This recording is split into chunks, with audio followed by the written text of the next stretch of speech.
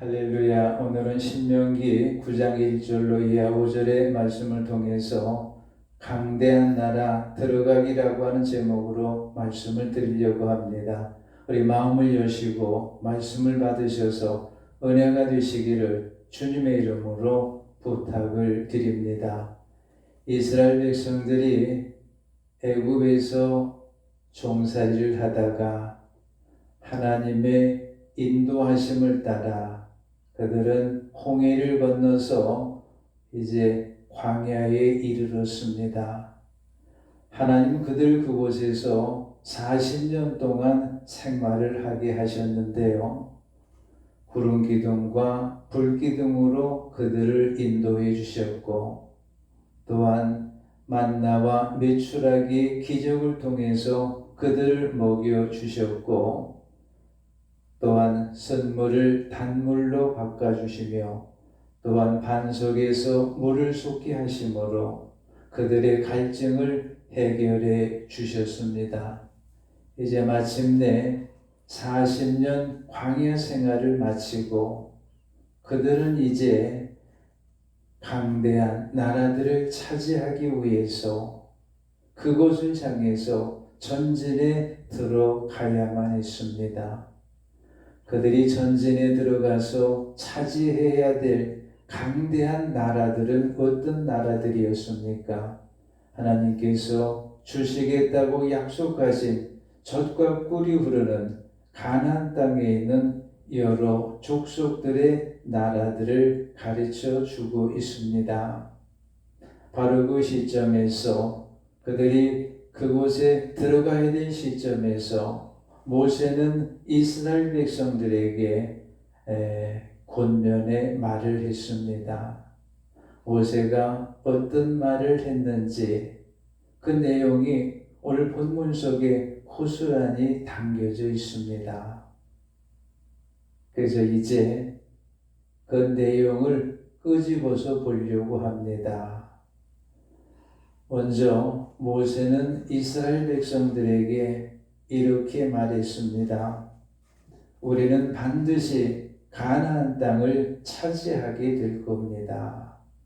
이런 요지에서 오늘 모세는 오늘 본문 상반 1절 상반부에서 이렇게 말하고 있습니다. 이스라엘아 들으라. 내가 오늘 요단을 건너 너보다 강대한 나라들로 들어가서 그것을 차지하리니. 이스라엘이 애굽에서 나오려고 하게 되면 홍해를 건너야만 했듯이 이제 강대한 나라 가나안 땅에 있는 여러 족속들의 나라들을 차지하려고 하게 되면 요단을 건너가야 합니다. 그래야 그들은 약속의 땅을 들어갈 수가 있는 겁니다. 그런데 이 모세의 말에는 암시되고 있는 숨겨진 그런 부분이 있습니다. 어떤 걸까요? 그것은 바로 믿음이라고 하는 겁니다. 믿음을 가지라라고 하는 거예요. 어떤 믿음이에요? 하나님께서 우리에게 약속의 땅 가나안을 약속해 주셨으니 우리는 반드시 그 땅에 들어갈 수 있다라고 하는 그러한 믿음을 가지라라고 하는 겁니다. 물론 본문 속에서 모세가 직접적으로 믿음을 이야기하지는 않았지만 그의 말 속에는 믿음을 가져야 된다라고 하는 것이 숨겨져 있습니다. 특별히 당시에 이스라엘의 지도하에 있었던 이스라엘 백성들에게 믿음이라고 하는 것은 대단히 중요합니다. 왜냐하면 그들이 애굽에서 나올 때 장정만 60만이 나왔습니다.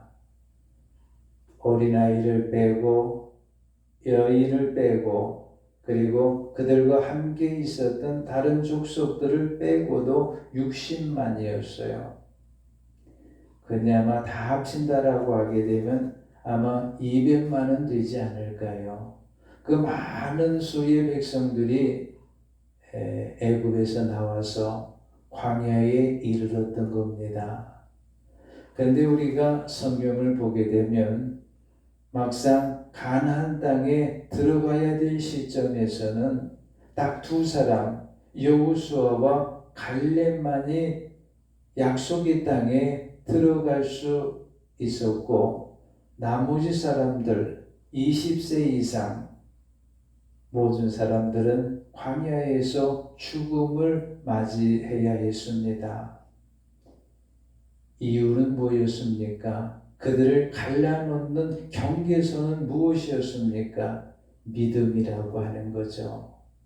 믿음을 가지고 있었던 여호수아 갈렙은 약속의 땅에 들어갈 수 있는 영광을 누리게 되고, 나머지 믿음을 가지지 못했던 수많은 백성들은 광야 땅에 묻힐 수밖에 없었습니다.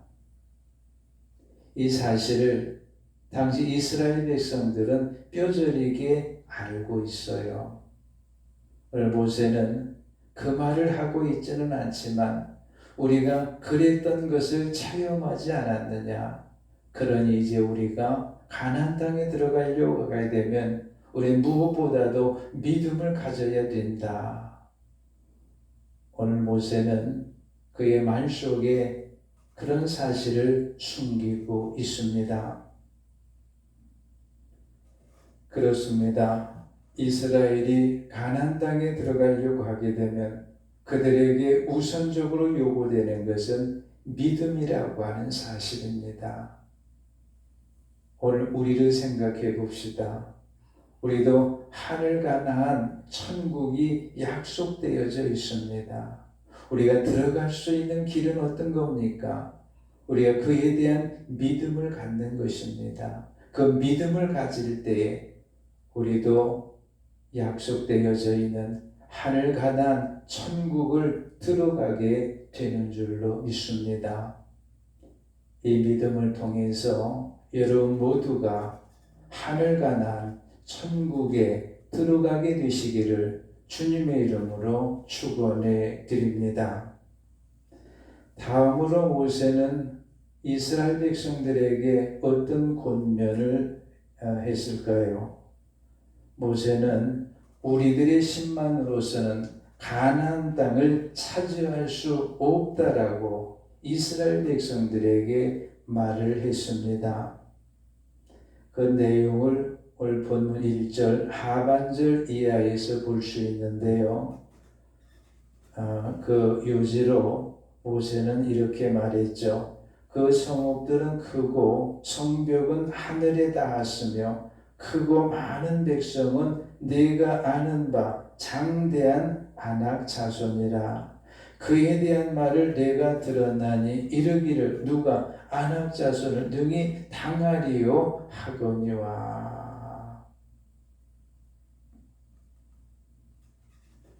모세는 단호하게 말합니다. 우리 힘만으로서는 우리가 가나안 땅을 차지할 수 없다라고 말합니다. 모세는 먼저 그들이 믿음을 가질 것을 암시해 주었잖아요. 그런데 여러분, 신앙이라고 하는 것이 뭡니까? 신앙이라고 하는 것은 내 힘으로는 할 수 없다라고 하는 것에서 시작이 되는 거예요. 나는 할 수 없습니다. 나는 연약하기 때문에 할 수 없습니다. 그러나 하나님은 하실 수 있습니다. 그래서 하나님 앞에 맡기는 거예요. 그게 신앙인 줄로 믿습니다. 오늘 본문에서 모세는 이스라엘 백성들에게 단호하게 말합니다. 우리 힘만으로서는 가나안 땅을 차지할 수 없다라고 말합니다. 그 이유를 모세는 두 가지로 밝혔죠. 하나는 뭐예요? 그들의 성읍은 아주 크고 견고하다라고 하는 거예요. 또 하나는 뭡니까? 그들은 아주 힘이 있고 그리고 키가 크고 아주 장대한 용사들이라고 하는 겁니다. 그래서 우리 힘만으로서는 절대로 차지할 수 없다라고 말한 거죠. 사실 이스라엘 당시 백성들로서는 가나안 족속들의 성읍들이 견고하고 크지 않다라고 하더라도 그들이 힘이 세고 큰 용사들이 아니라고 하더라도 그들은 광야 40년 동안 지칠 대로 지쳤습니다. 그러므로 성읍이 단단하지 않아도 크지 않아도 거기에 사는 사람들이 장대하고 힘이 없다라고 하더라도 장대하지 않고 힘이 없다라고 하더라도 이스라엘의 힘으로서만은 도저히 차지할 수가 없는 겁니다. 바로 이런 점을 모세가 밝혀주는 거죠. 그런데 여기서도 한 가지 암시되고 있는 것이 있습니다. 숨겨진 것이 있죠. 뭐예요? 그러나 그럼에도 불구하고 이스라엘은 그 땅을 차지할 수 있다라고 하는 것입니다. 그렇다면 그럼에도 불구하고 그들은 연약함에도 불구하고 그들의 힘만으로서는 차지할 수 없음에도 불구하고 가나안 땅을 차지할 수 있다라고 하는 겁니까? 그 이유가 뭡니까? 두 가지로 볼 수 있는데요. 하나는 전쟁의 주관자가 하나님이 되시기 때문인 줄로 믿습니다. 싸움의 주관자가 하나님이세요. 그러므로 우리는 우리의 싸움을 우리가 싸울 것이 아니라 하나님 앞에 의탁해야 될 줄로 믿습니다. 그럼 우리는 연약하지만 강하신 그분으로 인해서 나는 승리할 수 없지만 그분으로 인해서 우리는 승리하게 되는 줄로 믿습니다. 그래요. 하나님은 싸움의 주관자가 되십니다. 우리가 세계 역사를 보게 되면 그렇잖아요. 로마가 생기기 전에 로마가 있을 것을 말씀하셨고 페르시아가 강대국이 되기 전에 페르시아가 강대국이 될 것을 말씀하셨고 그대로 역사 속에 증명이 되고 있습니다. 성경에 보면 그렇잖아요. 하나님이 이기게 하시면 이기고 하나님이 지게 하시면 지게 하시는데요. 그 하나님의 섭리를 따라서 오늘 세계 역사가 이루어진 줄로 믿습니다. 그들이 연약함에도 불구하고 자기들의 힘만으로도 할 수가 없지만 그래도 차지할 수 있는 것은 싸움의 주관자가 하나님이 되시기 때문이죠. 또 하나의 이유는 뭡니까? 하나님이 이스라엘의 편이 되시기 때문에 그래요. 따라서 오늘 예수 그리스도 안에서 하나님의 백성이 된 우리에게도 하나님은 저와 여러분의 편이 되어 주시는 줄로 믿습니다. 얼마나 감사한 일입니까? 미국의 16대 대통령이었던 아브라함 링컨은 노예 제도에 반대하여 남북전쟁에 불씨를 키웠고 마침내 남북전쟁이 발발했을 때 링컨은 유리한 입장에 있었음에도 불구하고 남군의 용장이었던 로버트리 장군 때문에 매번 싸움에서 질 수밖에 없었습니다. 그러자 링컨은 하나님 앞에 무릎을 꿇고 하루에 2-3번씩 하나님 앞에 간절하게 기도를 했습니다. 어느 날 북군의 지도자들이 모여서 링컨을 위로하는 파티를 열었습니다. 그 자리에서 한 북군의 교회 대표가 링컨에게 이렇게 말했습니다. 각하, 우리는 하나님이 우리 북군의 편이 되어서 북군이 승리하게 해달라고 온 교회 성도들이 날마다 눈물로 간절하게 하나님 앞에 기도하고 있습니다. 그 자 링컨은 단호하게 말합니다. 그렇게 기도하지 마시기 바랍니다. 그러면서 그는 아주 유명한 말을 남겼습니다. 하나님이 우리 편이 되어달라고 기도하지 마시고 항상 우리가 하나님의 편에 속에 있게 해달라고 기도하십시오. 그렇습니다.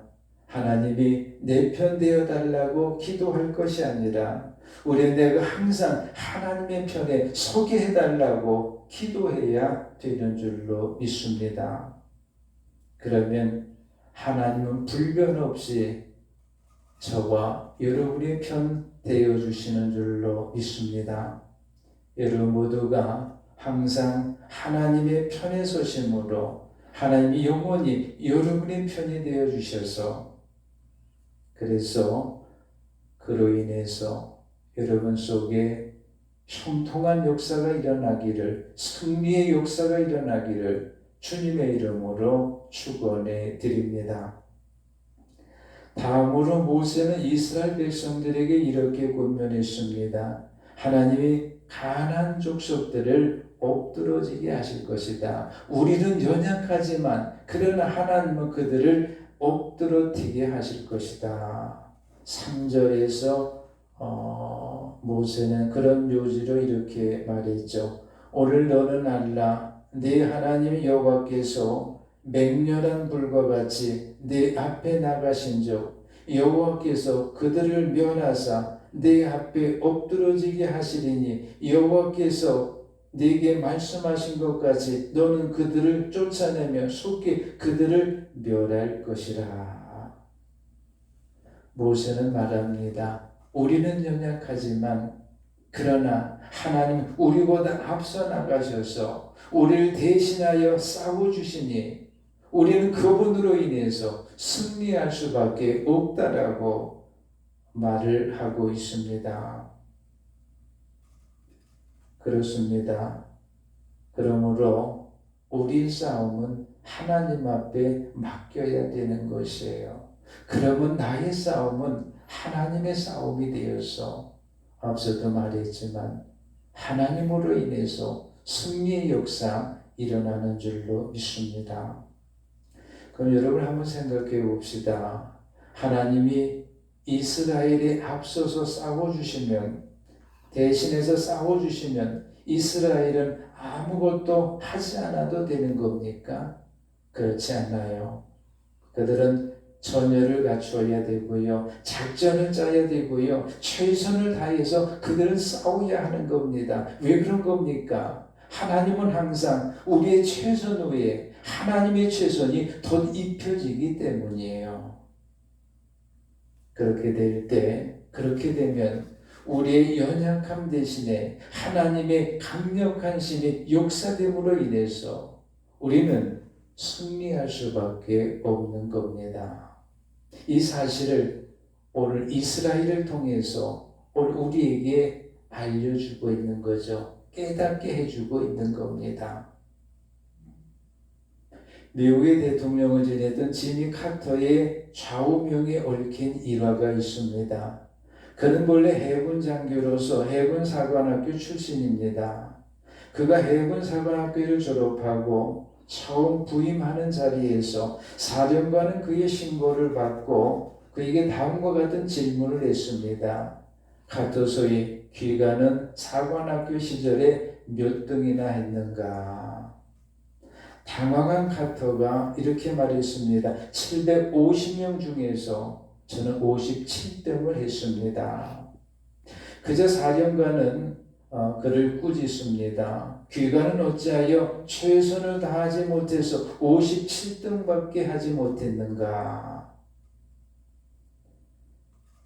그 꾸지람을 들은 카터는 그 이후에 왜 최선을 다하지 못했는가라고 하는 그 말을 일생의 좌우명으로 삼고 살았다라고 합니다. 그래요. 우리가 이 사실을 안다라고 하게 되면 우리는 오늘을 최선을 다해서 살아야 됩니다. 하나님은요, 재능이 많고 지식이 뛰어난 사람보다는 최선을 다하는 사람을 오늘도 찾고 계십니다. 그러므로 우리가 인생을 돌아보면서 후회하지 않는 인생이 되려고 하게 되면 오늘 우리는 우리에게 주어진 이 시간에 최선을 다할 수 있는 저와 여러분 되어야 될 줄로 믿습니다. 여러분 모두가 최선을 다해 주의 일에 선한 일에 최선을 다하심으로 강력한 하나님의 능력에 힘입어서 여러분이 승리하게 되시기를, 또 여러분의 일이 형통하게 이루어지기를 주님의 이름으로 축원합니다. 다음으로 모세는 이스라엘 백성들에게 이렇게 권면했습니다. 가나안 땅을 차지하는 것이 이스라엘 백성들 너희들의 어떤 의로움이나 또는 정직함에 있지 않다라고 하는 겁니다. 쉽게 말하면 뭐예요? 우리가 가나안 땅을 차지하는 것은 우리가 의롭거나 정직해서 그런 것은 아니다라고 단호하게 말합니다. 5절 상반부에서 그 내용을 알 수가 있죠. 네가 가서 그 땅을 차지하면 네 공의로 말미암음도 아니며 내 마음이 정직함을 말미암음도 아니요. 이 말씀 이런 거죠.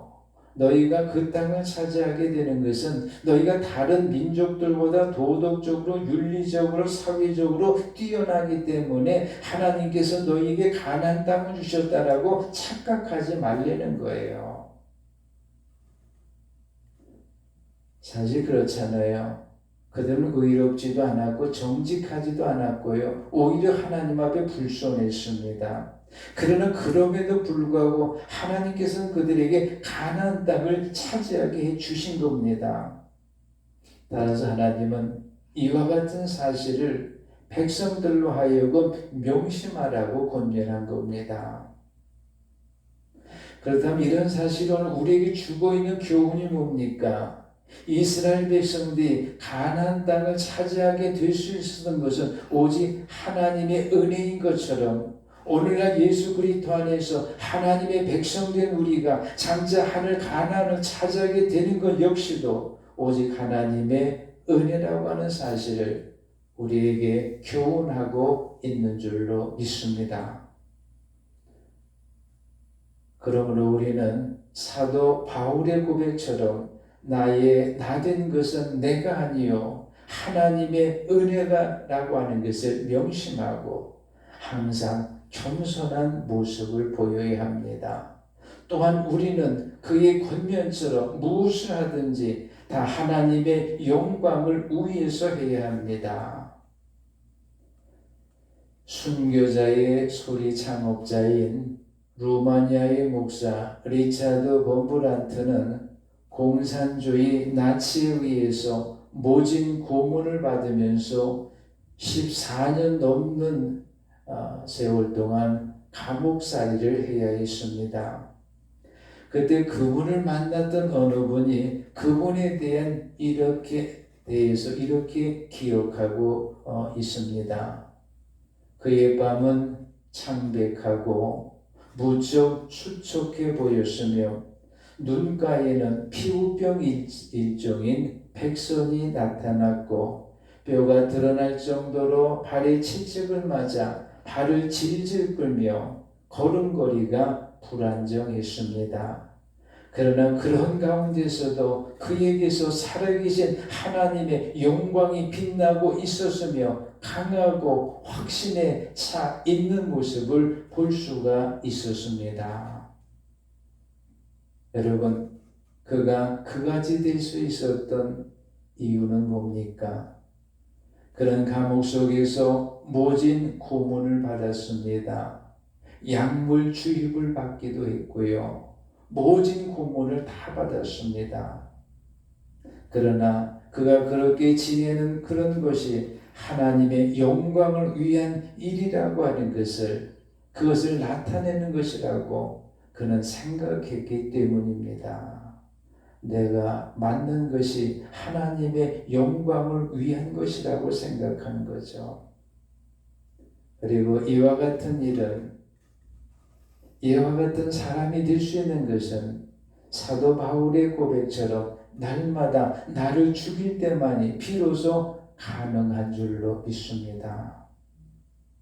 그렇잖아요. 신앙은 내가 사는 것이 아니죠. 나는 죽고 내 안에 예수가 사는 겁니다. 내 안에 하나님이 사시는 거예요.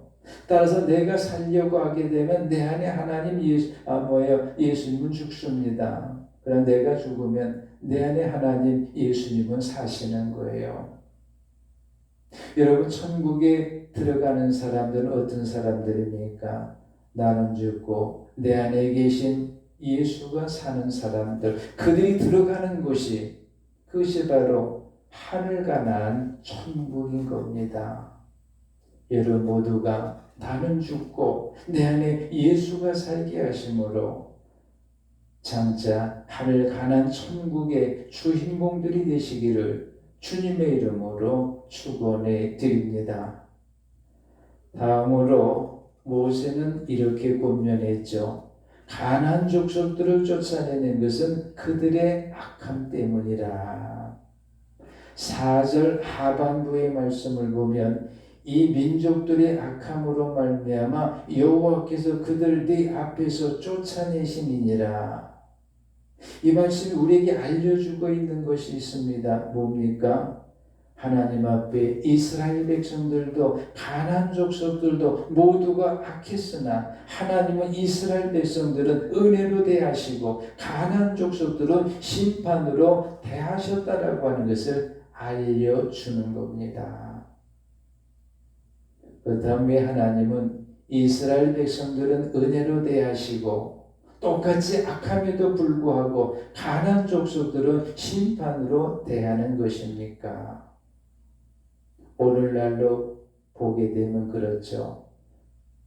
교회 안에 있는 우리나 교회 밖에 있는 사람들이나 사실 죄의 모습을 가지고 있어요.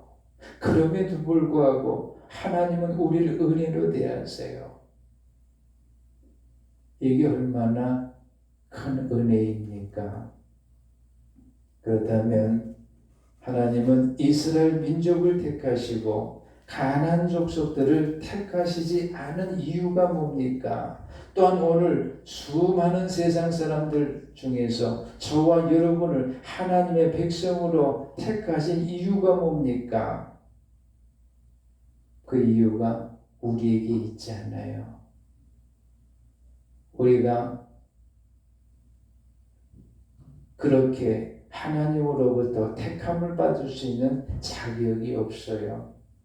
그럼에도 불구하고 우리를 택해 주신 것은 오직 하나님의 주권적인 사랑에 따른 은혜인 줄로 믿습니다. 따라서 우리는 이 생명의 빚을, 이 은혜의 빚을 갚아 나가야 됩니다. 어떻게 갚아야 됩니까? 길은 한 가지죠. 열심히 복음을 전하는 것이에요. 그래서 바울은 말합니다. 나는 모든 사람들에게 빚진 자라. 그래서 그는 열심히 전도의 삶을 살았습니다. 우리 모두가 열심히 있는 복음 전도를 통해서 생명의 빚을, 은혜의 빚을 갚아나가는 저와 여러분 되어야 될 줄로 믿습니다. 다음으로 모세는 이스라엘 백성들에게 이렇게 권면했습니다. 가나안을 차지하는 것은 우리의 열조와의 맹세를 이루기 위한 것이다. 5절 하반부에 보겠습니다. 여호와께서 이같이 하시면 네 열조 아브라함과 이삭과 야곱에게 하신 맹세를 이루게 하심이니라. 하나님께서는 일찍이 이스라엘 백성들의 열조들에게 가나안 땅을 주신다고 약속을 하셨습니다. 그리고 수백 년이 지난 지금 비로소 하나님은 그 약속을 지키시려고 하는 겁니다. 여기서 우리가 분명히 알게 되는 것은 뭐예요? 하나님은 약속하시고 그 약속을 반드시 신실하게 지키시는 분이라고 하는 거죠. 바로 이 사실로 인해서 우리가 하나님 앞에 살아가며 그분을 섬기고 경외하는 줄로 믿습니다. 바로 이 신실하게 약속을 지키시는 하나님께서는 우리에게도 예수 안에서 하늘과 난 천국을 주신다고 약속을 하셨으니 하나님 반드시 우리에게 주시는 줄로 믿습니다. 어느 분이 천국에 대한 광고를 냈는데요. 다음과 같이 냈어요.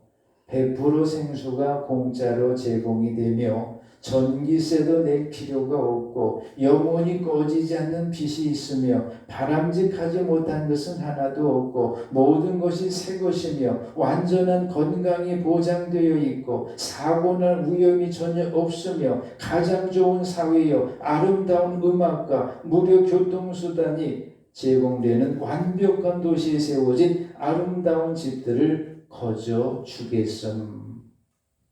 여러분, 이와 같은 하늘과 난 천국이 우리에게 주어지는 것은 우리의 어떤 공로나 우리의 의로움이나 우리의 정직함에 있는 것이 아니라 오로지 하나님의 약속을 따라서 이스라엘 백성들에게 가나안 땅을 주신 것처럼 예수 그리스도 안에서 약속하신 약속에 따라서 약속을 믿는 우리들에게 주시는 줄로 믿습니다. 여러분 모두가 이 사실을 믿으심으로 장차 하늘과 난 천국을 얻으시고 그리고 현세에서는 이 천국의 소망으로 힘있게 살아가시는 여러분 모두가 되시기를 주님의 이름으로 부탁을 드립니다.